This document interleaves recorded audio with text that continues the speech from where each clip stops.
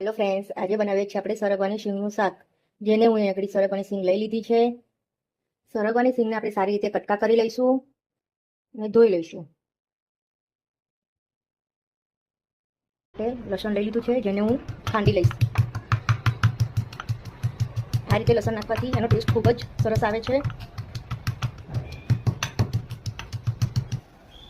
એક પેનમાં તેલ લઈ લઈશું. એમાં આપણે થોડું જીરું એડ કરી દઈશું. હળદર નાખીને શીંગને અંદર એડ કરી દઈશું.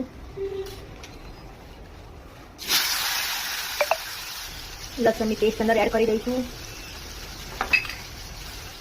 સ્વાદ અનુસાર મીઠું એડ કરીશું. સારી રીતે હલાવી લઈશું એને. એમાં થોડું પાણી એડ કરીને એને થવા દઈશું. આપણે થોડી વાર ચેક કરતા રહીશું શીંગો થઈ ગઈ છે કે નહીં. હવે આપણે એમાં લાલ મરચું એડ કરી દઈશું. ધાણા જીરું પાવડર એડ કરીશું. ગરમ મસાલો અંદર એડ કરી દઈશું. એને આપણે હલાવી લઈશું. હવે એને થોડી વાર થવા દઈશું. અંદર થોડી વાર પછી આપણે અંદર બેસન અંદર એડ કરીશું.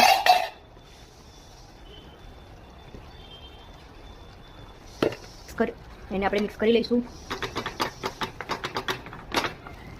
આ રીતે આપણે શીંગનું શાક બનાવીએ છીએ, જે ખાવામાં ખૂબ જ ટેસ્ટી અને સ્વાદિષ્ટ હોય છે.